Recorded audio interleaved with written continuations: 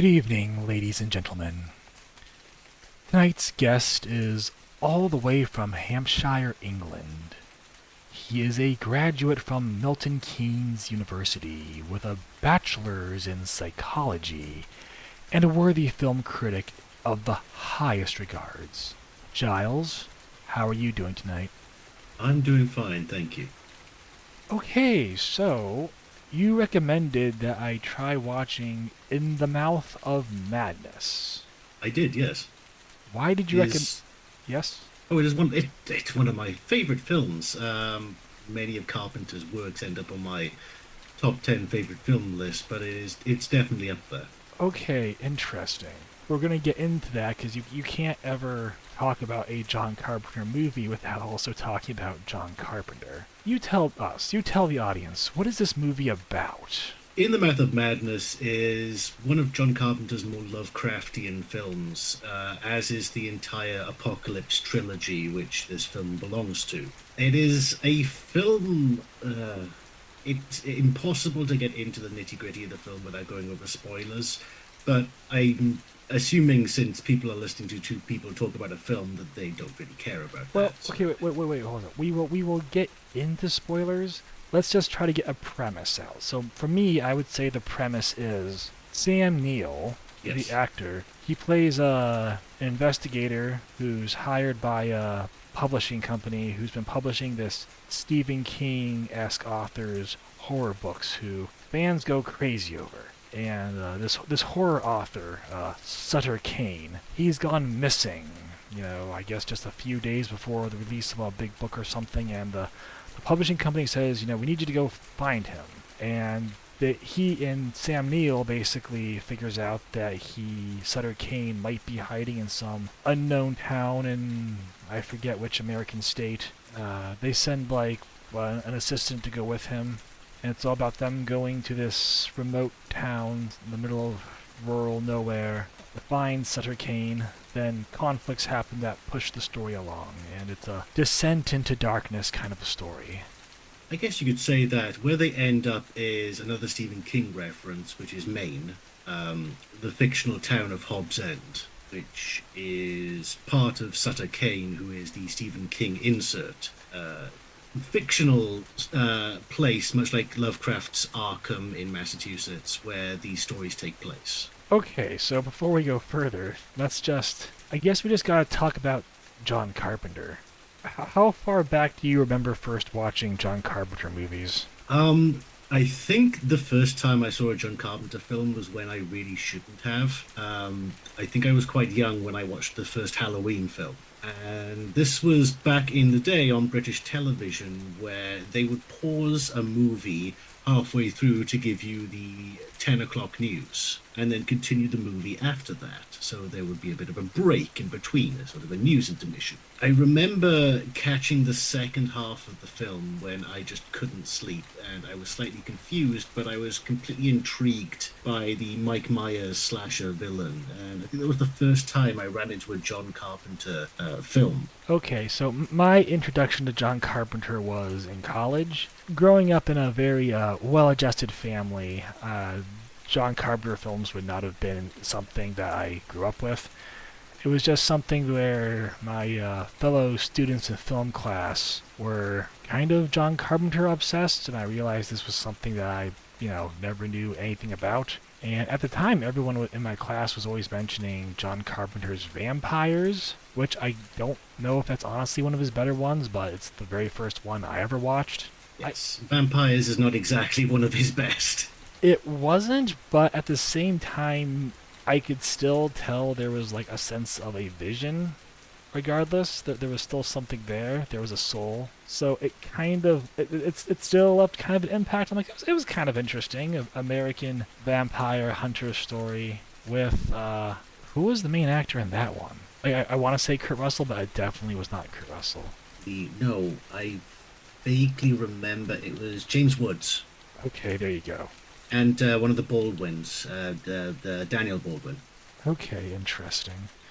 Right. So from there, like much, much, much later, I watched. I think only as far back as like 5 or 6 years ago, I decided I needed to get educated on John Carpenter. So I watched The Thing for the first time. Then I watched Halloween, Escape from New York, Big Trouble in Little China, which I think is undisputably probably his best. Well, it's a tie between that and The Thing, I think. Did I mention Escape from New York? Yeah, Whatever. well, yeah. Okay, so now I finally watched In the Mouth of Madness. I guess I should ask, what do you think, since I suggested it? I, mm, I guess, I was okay with it. Mostly the beginning was good enough. You know, it was fun letting the premise play out and having Sam Neill along with some lady going to this town, and you can tell something's wrong as they're driving along this back road, and you know, just letting the slow dark descent happen. And it was fun watching Sam Neill completely like think like, oh, nothing is happening here, and the lady's running around like screaming, and he's like, oh, you're just saying things. By the time it was over, I was kind of like, okay. I'm trying to find a way to be nice about this film, to be honest. It was definitely like a very depressing, unhappy ending. It seemed well there you go. I'm already spoiling things. Well, it is an almost 40-year-old film now. So. Okay, I'll just say I was like enjoying it, and by the end, I wish they did something different with the ending. Yeah, I understand what you mean. There's a reason why this gets included in what's called his Apocalypse trilogy, is because the films are generally about the end of the world in some way or another. And I think In the Mouth of Madness, the title gives it away, but I think you get more out of it if you really are a H.P. Lovecraft fan, because there are a lot of nods to Lovecraftian horror in the film. Sure, I mean, I'm not a H.P. Lovecraft fan. I guess one thing is interesting is Sam Neill, for me, doesn't show up in a lot of movies. Like, I've not seen a lot of movies with him. It's like, oh, Sam Neill, Jurassic Park guy. And then I almost never see him in anything else. So this was kind of like, oh, interesting. He did Jurassic Park, went from that to this, I think. He did a few things in between. Before Jurassic Park, he was in Memoirs of an Invisible Man, and he was also in The Piano. Okay. Along with a few other things, but usually he has more small roles than he does big blockbuster film roles. He was also in one of my other favorite films, which is another one that got very critically panned, Event Horizon. Yes, I'm aware of that one. I don't think I need to see it. I get that there's a fandom around it. It's just I've already watched like summaries of that film. Okay, let's stay on topic a little bit more. Let's see. As I mentioned, Mouth of Madness came out in 1994. That was the same year that also gave us Speed, Stargate, Forrest Gump, The Crow, Quiz Show, The Shawshank Redemption, Pulp Fiction, Clear and Present Danger. Interesting. I just like noting the other things that came out during that year. Okay, some of my more thoughts on the movie was it kind of affirmed something that I've always... Okay, so one positive was, yes, I give John Carpenter credit for always having, like, his directorial vision with his films. You can tell he's always... Everything he makes has a distinct how would I say it? You can tell John Carpenter cares. He's very involved with every level of filmmaking. When he's doing a project he likes, he writes the score, he performs it occasionally, he makes notes in the script. He's a lot more involved as a director than some others might be, and you can tell when he's when he's doing films he likes. You can feel that Carpenter vibe. I noticed he's very minimalist. I get the impression he does not like working with lots of extras. He will have environments where there should be probably a whole lot more extras, but he'll always minimize it to make it manageable, which is not a bad thing. I'm not saying it's a bad thing or a good thing. It's just something I observe about him. Like the movie, the movie starts off in New York City, and you would and any normal big budget Hollywood film would have like shots with like loads of crowds moving here or there or something, but he minimizes your interaction with the maddening crowds, if you will. Does that make sense? I get what you're saying. The other thing I'll say though is I don't think a lot of his films have particularly big budgets. I don't think the budget for the budget for In the Mouth of Madness was it 8 million? I'm sure it must have been. But a lot of that goes on effects and so on. So he doesn't end up with a lot of extras in his film. And I think In the Mouth of Madness probably has the most extras in any of his films. Probably. There's the scenes where people are lining up to get his books and so on. But I think because of its Lovecraftian horror basis, there's a lot you don't see, and there's a lot that's implied. Especially when you're hearing the emergency broadcasts over the radio and you're seeing things happen, but you're not seeing the people it's happening to. Yeah. Yes, exactly. So I'm just wondering if that was, I don't know specifically, but I'm wondering if that was an artistic choice on purpose or if he just doesn't like dealing with lots of extras. It's probably a bit of both. I mean, I wouldn't want to deal with a whole lot of extras. I guess you can say he's Yeah. sort of like a film student's filmmaker. Well, Yeah. you have brought up film students a few times, and I think there's a general reason of why film students and film colleges love him is that because when he's on and when he's focused and when he's doing a film he enjoys, he will knock it out of the park and pretty much invent new things for filmmaking. There are special effects, camera tricks, ways of dealing with actors that people hadn't done before or done to that degree. Yes, and he does it all on a very smaller, more restrictive set. So it's like, hey, anyone can make a movie that's about the end of the world just on a smaller location. I'll have to go over like you've seen In the Mouth of Madness now, obviously, otherwise we wouldn't be talking about it. Yes. But you obviously are kind of like, I guess, torn on the movie. Should we go over like particular scenes that you thought were good and scenes you thought were bad? Well, okay, so mostly I was watching it and it was kind of just fun just seeing it all play out. He and the Linda Stiles, the assistant, they're in the car going to this town, and weird things happen along the road, and you just get a sense of dread and dark descent. I do actually have like a guilty pleasure thing for dark descent movies, depending on how dark they go. And then they get to the town. It's very empty. And I found myself laughing a whole bunch in the town because it reminded me a bit of you've probably seen the Porky Pig and Sylvester Cat cartoon where they stay at the haunted hotel. Yes. Sylvester's terrified out of his mind, and Porky Pig's all like, "What are you looking at?" or whatever. It made me think of that, and I was hoping that the entire movie would be that way, with the girl character running around, saying things, and Sam Neill just being like, "Oh, you're just delusional." So I found myself laughing quite a bit in the middle section. I was actually inwardly hoping that the entire movie would be that way. But then they find out that Sutter Kane, the writer, is controlling the world with his books, or controlling his readers. And he now has a movie coming out, and when he does, everyone's gonna go crazy, and the world will end, I guess. Again, it's the Lovecraftian thing of you're seeing things that make no sense in reality. The fear and the horror is that these things break reality on a fundamental level.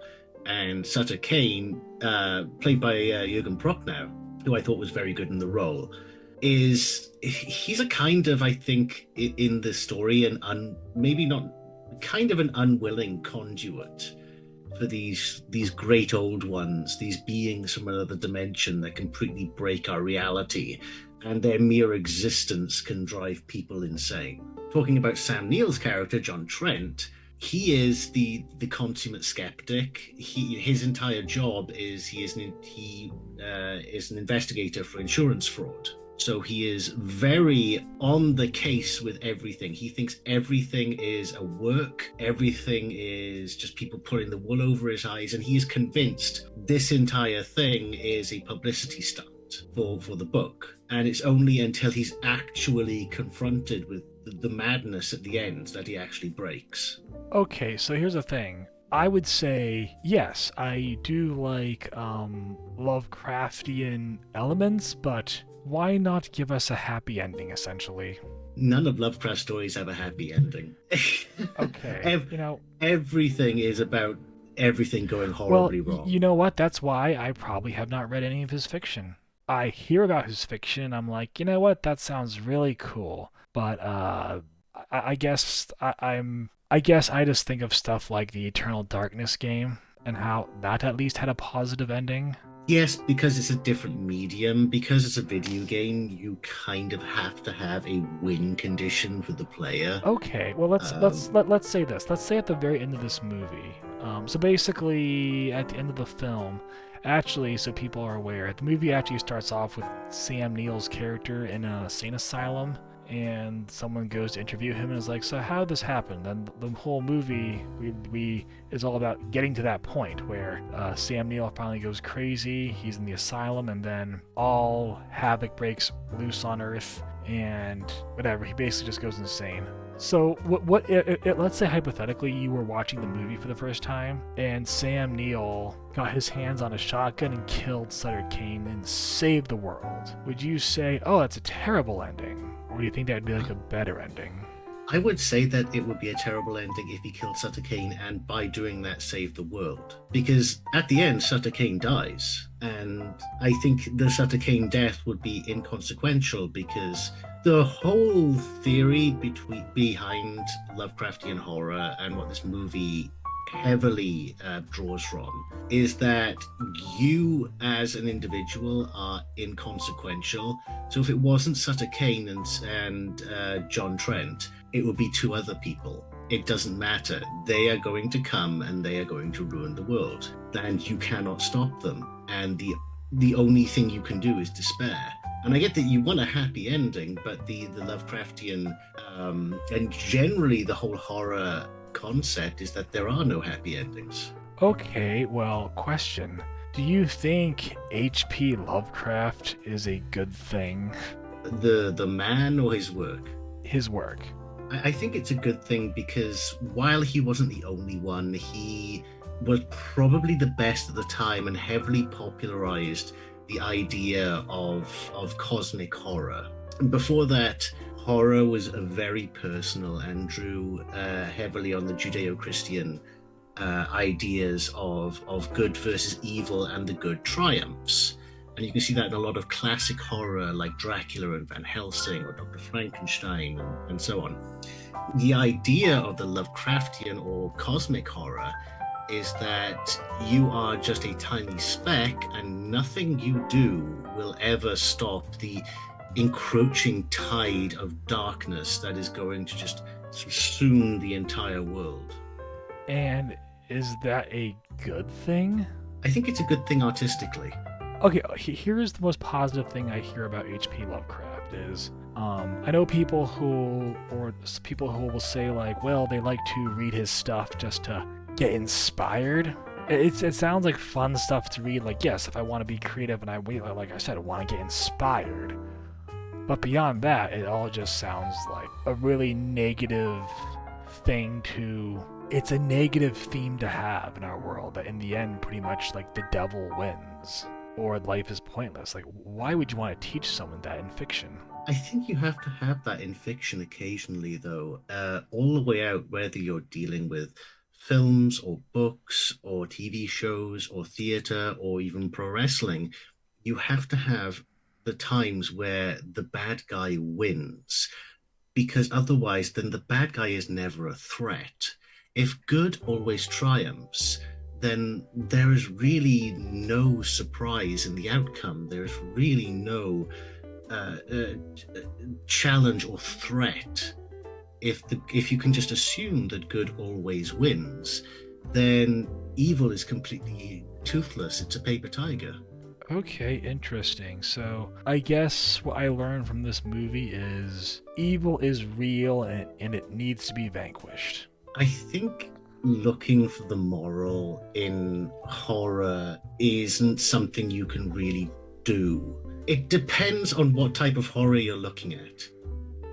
If you're looking at the slasher, the type of horror which John Carpenter is also famous for creating in the Halloween series, there are loose rules to it that was picked up in popular culture in films like Scream and so on. But usually it's the virtuous, what's called the final girl, who ends up defeating the horrible monster, which is fine in the context of that horror. But when you're talking about the horror where you are completely helpless, that is the helplessness part is part of the horror. Okay, would it be fair to say that for you horror is just like a fun adrenaline rush, and you accept that it might not be for everyone? A horror is definitely not for everyone. I'm very picky about. I'm a very big horror fan, but I'm also very picky about what type of horror I like. I think you can go way over the top with some things, and people do that for the instant shock gratification of the audience. I mean, you can see whenever there's a new big budget horror film that comes out, they point the camera at the audience to see their shocked reaction and they're cringing and hiding behind their hands. Usually that's something that doesn't last. Horror to me is the safe exploration of what is actually the most terrifying, because you Okay. can't do that in real life. It would be immoral, it would be illegal, it would be so many other things. And in the case of Lovecraftian horror, completely impossible because it's a complete fiction.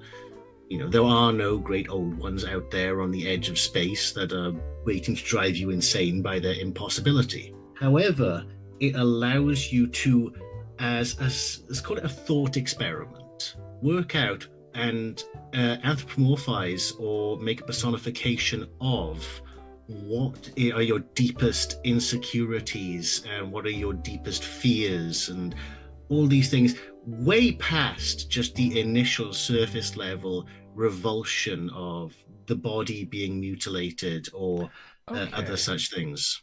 Okay, so let me think. See, okay, so I'm always very torn on horror because I do prefer that my horror films have a happy ending or have maybe something to be grasped, something virtuous to be grasped at.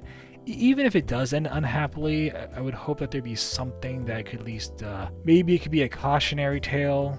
For me, overall, In the Mouth of Madness was pretty much, the devil wins in the end. And I'm like, well, that is depressing. So again, you think too much of like in terms of the devil, of in good and evil. Right. I mean, there is no devil. Pointlessness wins in the end. I'm just saying the devil as in like the evil person wins in the end because he destroys the world, essentially. Essentially, yes, he creates a world where it is inhospitable to humans, but it is hospitable to these creatures, which is a big theme of Lovecraft's work. When it came to the film itself, I enjoyed artistically the way Sutter Kane toys with John Trent. And you remember the scene on the bus Yes. where John Trent is asleep and he's dreaming that Sutter Kane is sitting next to him, and Sutter Kane says, "Did you know my favorite color is blue?" And he wakes up and instantly the world is blue. Just showing that this man, this John Trent, can be messed with on that level. Okay, so would you say, for you, movies like this might be how someone might really love heavy metal music? It speaks to you personally and personally inspires you, essentially. I think it speaks to me personally, and it's hard not to constantly go back to Lovecraft because this film was so heavily inspired by his work, and I think a lot of Carpenter's work, especially the things like the Apocalypse trilogy, was so influenced by Lovecraft because it personifies and creates a character around feelings that aren't represented in a traditional Gothic or Judeo-Christian horror like Dracula or Frankenstein or all these other things, where it is very much a good versus evil. This is very much your psyche against the worst parts of your psyche. Would it be mean of me if I made a joke saying that it spoke to you personally because you live in the UK? But I'm ting. No. It's if you're not really knowledgeable Lovecraft, he was a very deeply disturbed and mentally unstable man, and a lot of his horror came from him writing out the things that deeply disturbed him on a fundamental Would level. would you say you are disturbed and unstable?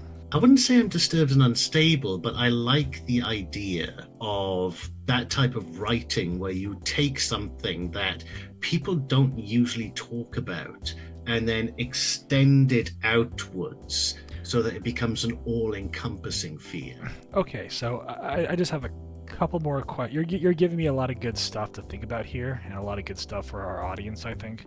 So if Sam Neill killed the villain in the end and saved the day, it just wouldn't work for you because you're like, it's not about that, right? It's about the Lovecraftian horror. It's all about the misery-induced ending. What if on his way out of the town and he's like trying to like catch a ride, gets on the bus? What if the bus just went off a bridge and he died in a bus accident and the movie ended? Would that? I think no, I think again that would be wrong because for all the way through the movie, it's been set up that John Trent, Sam Neill's character, has absolutely no agency in what he does. The entire book, the book Hobbs End, which is the fictional book in the story, is literally depicting all his actions. The film he goes to see at the end is just the film we've been watching. And it's at that point he realizes that he had no way to change any of this happen. He was fated to do this. When he destroys the manuscript of the book, it turns up again. When he tries to flee the town when he's not supposed to, he just ends up back there. He has absolutely no control over his life. And that is one of the big overarching aspects of the horror, that he is just refusing for the longest time to accept that he is someone else's pawn. And then when he realizes it, it drives him mad. Okay, I think if the film gave him agency, then that would be a complete U-turn on everything the film had done up to that point. what if at the very end when he's like in the movie theater watching himself in the movie, what if he starts laughing and then suddenly his head just explodes? Would you say that was a horrible ending? Well, I guess so. He'd be dead. Okay, for me, my point is, I feel like there's any number of places along the way in this movie where you could have had something horrible happen that just kills the character, and I would have felt the same way as I did by the time I got to the ending when it's just like, oh, everything is in ruin. If it was going to be a miserable ending, then they might as well have put the miserable ending at any point in the last 20 minutes of the film, and it still would have achieved the exact same goal. I really don't think so, because by the time he's at the end and he's out of the asylum and he's in the movie theater watching himself on the big screen as the film adaptation of the book, he is possibly the, if not one of the last people alive on the planet, and that is his fate, to be forever alone on this desolated and desecrated planet, knowing full well that he was an instrument for these ancient beings and he had absolutely no say in any of it, and that's what breaks him. Okay, actually, let's talk about this. This was number 3 in John Carpenter's Apocalypse trilogy. Correct. Okay, so The Thing, which is one I really enjoy, that one was a little more hopeful because at the end, I think there was a sense that they may have at least killed the Thing. They're all The gonna thing, yeah. they're all gonna die in the end, most likely. Sorry, spoilers, everyone. But I still got a sense of, hey, at least they stopped it. So that element was like, that made me like The Thing more than this movie. If The Thing ended with a note of like, oh yeah, the Thing has been unleashed and the world is doomed, then I think I would like The Thing much less. But at least The Thing is, they stopped it in the end.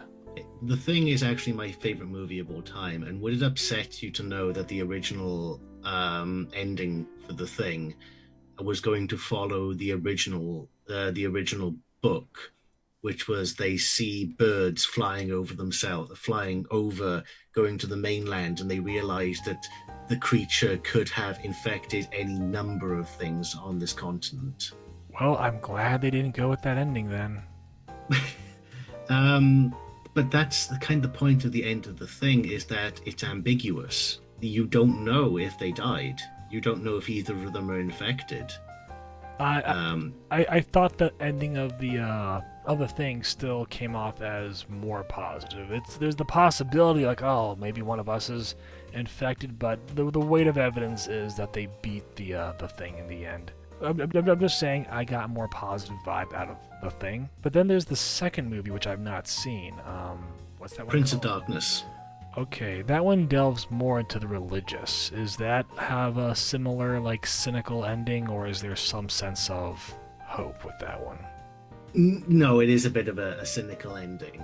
And I think all three generally have cynical endings. The thing may be less so if you want to look at it in a positive light. I don't, because the ending is left ambiguous and up to interpretation. The end of Prince of Darkness is very much uh, kind of what the thing would have been if they ended it the way it was initially intended, in that you are not sure what really happened. The In the Mouth of Madness is the only one of the three that has a definitive the world is ending. By any chance, have you ever watched The Thing from Another World? I have watched The Thing from Another World. I have read the book, and I have read. I can't remember what the title of it is now, but it is a generally well accepted bit of fan fiction that retells the film from the creature's perspective. Yeah, The Thing from Another World, the 1951 movie I'm talking about, audience. That was the very first rendition of The Thing, which I have no idea if it how close it is. I have no idea how close it is to the actual book. That movie was interesting. I wish it could have been done a bit better, but it was mostly just interesting little experiment. It was interesting seeing. I always knew the 1980s movie, so it was interesting seeing this black and white kind of version of the same thing, even though it's a lot more simplistic because it's just a big space alien who you see throughout the film. What did you think of the 1951 movie? I think it was pretty good. It took a lot of liberties from the original book called Who Goes There? But then the thing did as well. Though in the book there are a lot more people on the research station than there are in the Carpenter film. But I think the Carpenter film portrays the concept the book was going over a lot better than the 50s black and white movie, where the creature was almost more like a Frankenstein's monster kind of thing. A couple last things here, I guess. Overall, for me, I would say the two John Carpenter films I recommend the most to people who are most curious listening to this review is both The Thing and Big Trouble in Little China. Did you have any thoughts on that? What few films would you most recommend? I definitely say the entire Apocalypse trilogy. Okay. Just because I think that's horror done well, and even if you don't particularly like it, I like that cosmic horror where there is either an ambiguous or very dark ending. Alright, so here's my last thought. Anytime I watch a movie, I always try to summarize, like, good or bad, what did I learn from the movie?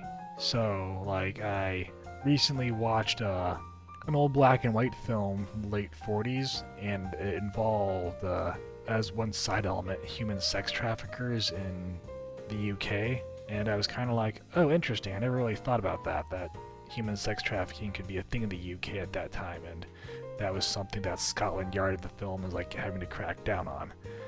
So at the time the movie was over, I actually could say I learned something. So within the Mouth of Madness, the film's over. What did we learn? Well, if you're asking me, is that John Carpenter's very good at making Lovecraftian horror. I think I see the works as less of a moral tale and more of a standalone bit of art that can be experienced within its own context. I think I learned about things like insurance investigators, but I already knew what that was before I watched the movie. Things I learned. I can't say I learned anything. Don't mess around with things that are way outside of your knowledge. don't get obsessed with Pulp Fiction horror writing. That's my thing. Oh, yeah. So, That's what I do.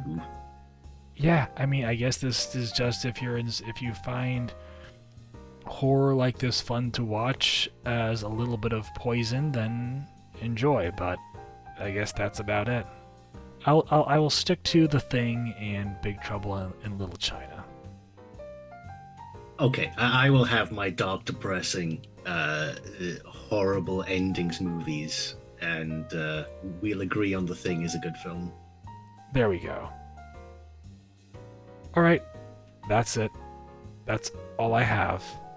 Have a good night, audience, and thank you so much, Giles, for joining me. Hopefully, we can do it again someday. My pleasure.